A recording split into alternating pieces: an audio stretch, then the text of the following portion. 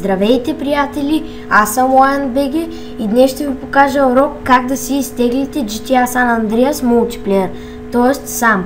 И нека да започваме.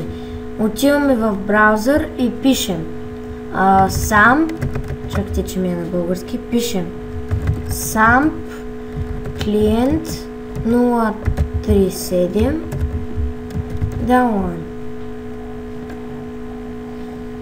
След това натискаме на първото, даваме надолу и ето download 037 и се тегли.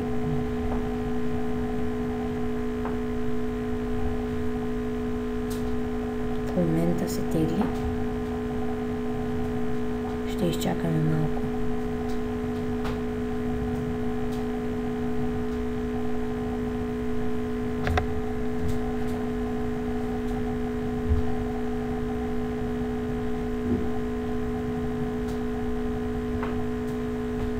И да, ето, че се инсталира. Сега го натискаме. След това, да, на мен ми е така, поне на вас може да не ви е. И след това Агръл и тук си избирате къде да, нали, натискате брауз и си избирате къде. И след това инстал, понеже аз имам SAMP и сега в момента не ми трябва. И след като я инсталирате, отивате в папката, където ви е. На мен ми е в D, Downloads, GTA San Andreas. След това трябва да натиснете на ето това.